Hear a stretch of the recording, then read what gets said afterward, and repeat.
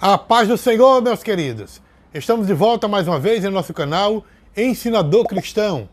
Quero convidar você para dar o seu like e se você ainda não é inscrito em nosso canal, inscreva-se. Ative também o sininho de notificações para receber as nossas dinâmicas a cada semana, tá bom? Hoje nós vamos tratar de 3 dinâmicas muito valiosas para ajudar você no desempenho da lição de adulto desse trimestre. Então a primeira dinâmica, ela vai levar você a viver, ou melhor dizendo, esta dinâmica vai conscientizar os seus alunos a viverem um verdadeiro evangelho. Então, como eu disse, ela vai alertar também o cristão a não ser um falso seguidor de Cristo, a viver um evangelho só de palavras, mas verdadeiramente de obediência ao Senhor. Para isso, nós vamos usar como material didático 2 ovos, tá? 2 ovos, 2 copos com água. Eu usei aqui cálice, mas pode ser copo, tá bom? 2 copos com água. Você vai usar sal, uma vasilha com sal, tá? Uma colher e também uma pequena mesa, né, para colocar os ingredientes, os produtos. Muito bem, então como é que nós vamos proceder nesta dinâmica? Você vai colocar, né, tudo aqui na mesa e vai em seguida explicar que a vida cristã é algo parecido com a experiência que você vai mostrar para eles. Diga que quando o cristão ele lê a Bíblia, aí a cada vez que você for dizendo algo, você vai colocando uma colher rasa de sal.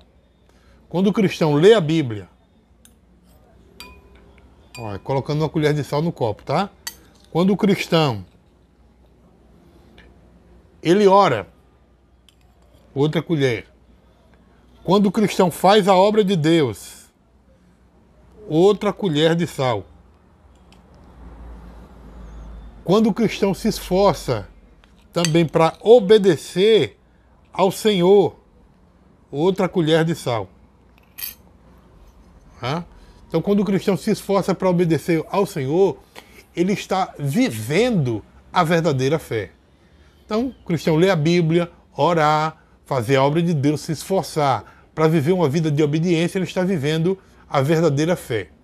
Então, o que é que você vai fazer agora nesta dinâmica? Agora você vai pegar o ovo, vai pegar os 2 ovos,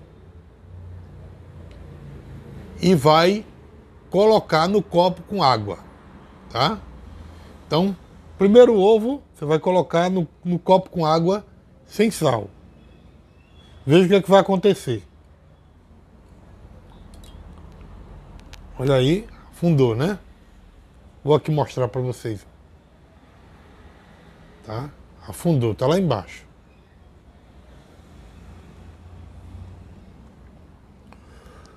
Agora você vai pegar o segundo ovo e colocar no copo na água com sal. Mas antes mexa bem para que o sal misture com a água, tá? Mexa bastante. Depois que você mexer, tá? Aí você vai colocar o ovo na água com sal. Veja a diferença. Ele ficou flutuando, não desceu. E aí o que é que você vai explicar para os seus alunos? Explique que na vida cristã acontece algo parecido. O cristão que vive uma verdadeira fé cristã, que vive uma vida cristã apenas de aparência, é semelhante ao ovo que afundou. Esse aqui. Pois está a cada dia descendo a um abismo profundo de trevas. Mas aqueles que procuram viver uma vida cristã de obediência a Deus estão subindo às alturas, como este ovo que não desceu, subiu, tá? Então eles estão subindo às alturas, em uma vida de comunhão com Deus. Ele vive aqui nesta terra, mas a sua visão está no alto, está nas alturas, e não na terra, como é o caso do ovo da água sem sal, tá? Então a comunhão com Deus é aí onde você vai mostrar para os seus alunos que a comunhão com Deus, ela é essencial na vida cristã. Deus, ele criou o ser humano para ter comunhão com ele. Mas o pecado, ele procura separar o homem de Deus, destruindo o nosso relacionamento com ele. Então, nesse momento, você vai mostrar que o relacionamento com Deus é essencial para poder cada cristão subir no arrebatamento da igreja. Sal, aqui, representa o quê? Caráter.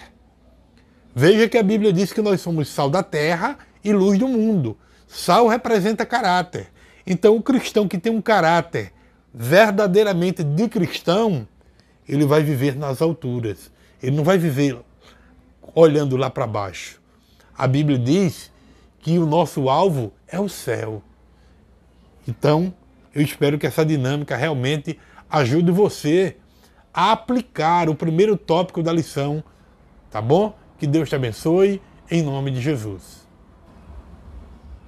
Muito bem, gente, vamos para o segundo tópico da nossa lição e a segunda dinâmica desse segundo tópico. Esta dinâmica ela traz como tema cuidando do meu alicerce. Esta dinâmica ela tem como objetivo conscientizar os cristãos sobre em quem realmente estamos alicerçados. Qual o material que você vai usar para esta dinâmica? Você vai usar uma Bíblia, tá aqui a Bíblia, vai usar um copo, tá? Vai usar uma mesa e vai usar 2 tirinhas de papel. Na primeira tirinha, você vai colar no copo, ó, a primeira tirinha com o nome cristão, tá vendo? A segunda tirinha, você vai colar aqui na Bíblia, na quina da Bíblia. Ó, aqui o nome alicerce, tá vendo aí? O nome alicerce. Pois é. Então você vai usar, ó, aqui, ó, o copo em cima da Bíblia, o cristão, e aqui, ó, embaixo a Bíblia com o nome alicerce, tá? Então, como é que você vai proceder nesta dinâmica? Então você vai colocar a Bíblia com o nome alicerce, tá? Em cima da mesa, com o copo, né? Em cima da Bíblia. E o que é que você vai fazer agora? Você vai explicar para os seus alunos que o alicerce, ele é a base de toda e qualquer construção. Ele é responsável para garantir que o imóvel ele se sustente. É por isso que ele é feito normalmente com aço e concreto. Então, o alicerce de uma construção, ele deve ficar, como todos sabem, né, abaixo do solo, e ele é posicionado no ponto de apoio de onde vai fazer a construção, impedindo que a construção que vai ficar logo acima se afunde, certo? Então, o solo utilizado, ele precisa ser resistente e bastante firme, né, para garantir a sustentação do alicerce e também daquilo que vai ser colocado sobre ele. Então, gente, a escolha do alicerce depende em geral de 3 fatores importantes. Quais são esses 3 fatores importantes? O primeiro fator é o tipo de construção. Então, qual o tipo de construção que você vai fazer? Uma casa, um prédio, um muro? Cada um desses tem alicerce diferente, né? Segundo fator é o tipo de solo. Então, o material no qual o solo é composto também é levado em conta, assim como a umidade presente naquele solo. Terceiro fator é a altura da edificação. Então, é claro que quanto mais alto for o prédio, quanto mais alto for a casa, quanto mais alto for a construção, mais reforçado deve ser o alicerce, a fundação. Então, explique para os seus alunos, depois de falar isso, que na vida cristã não é diferente. Aí você agora pergunta para os seus alunos, qual tem sido o seu alicerce? Qual a base de alicerce da sua vida? Será que é bens? Será que é riqueza? Será que é mulheres? Será que é prazeres do mundo? Ou será que o seu alicerce? Aí você mostra a Bíblia. é a palavra de Deus.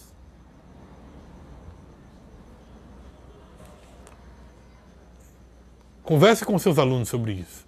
Então, depois você vai dizer para eles: pense bem o que você escolhe para ter como base da sua vida, da vida da sua família, dos seus relacionamentos, dos seus sonhos, enfim, da sua vida como um todo. Então, deve-se escolher com cuidado, pois uma vida construída é difícil de ser derrubada, de ser tudo trocado, de trocar o alicerce. Olhe e vigie bem, pois as escolhas de hoje determinam o futuro de amanhã. Alerte os seus alunos sobre isso. Então, é importante que você diga para os cristãos que estão lhe ouvindo, para os seus alunos, que o maior alicerce da vida de um cristão deve ser a Bíblia. Está aqui, ó, cristão, tá? E está aqui a Bíblia. O maior alicerce da vida dele. Então, o fundamento do cristão, olha, tem que ter a base aqui, ó, a Bíblia. É o alicerce da vida cristã. Então, o fundamento de uma vida bem-sucedida está baseada no que as Escrituras ensinam. Meditar na palavra é o que nos fortalece na vida cristã. O segredo para ter uma vida cristã de íntima comunhão com Deus, de intimidade com o Senhor, é encontrado em um só lugar: persistir na palavra. O salmista no Salmo 1, versículo 2 e 3, ele diz que antes tem o seu prazer na lei do Senhor, e na sua lei medita de dia e de noite. Porque quem faz isso será como uma árvore plantada junto a ribeiros de águas, a qual dá o seu fruto na estação própria, e cujas folhas não caem, e tudo quanto fizer prosperará. Então é neste lugar de meditação na palavra onde a vida cristã ela deve ser fortalecida. A força e o poder, eles são derramados em nossos dias por meio da poderosa palavra do Senhor. Sem a palavra de Deus, não existe vida, não existe eficácia. Nós somos fortalecidos pela verdade da palavra. O apóstolo Paulo nos fala que a fé vem pelo ouvir.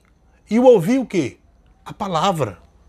Então é esta palavra que deve ser o alicerce do cristão.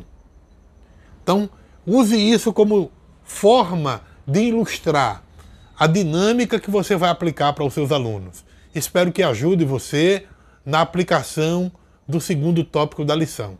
Tá bom? Que Deus te abençoe e vamos para o terceiro tópico da nossa lição. Muito bem, gente, vamos para o terceiro tópico da nossa lição e agora com a terceira dinâmica. Esta dinâmica que traz como tema Cristo, minha verdadeira identidade. Qual o objetivo desta dinâmica? É compreender que Jesus é a nossa verdadeira identidade, como diz o título, tá bom? Então, nesta dinâmica, você vai usar apenas uma coisa simples. Uma carteira de identidade. Estou usando aqui a minha, ó. Tá? Então, uma carteira de identidade. Como é que você vai fazer nesta dinâmica? Você vai iniciar esta dinâmica perguntando aos seus alunos o que é uma identidade. Pergunte para eles e ouça eles atentamente para ver o que é que eles vão responder.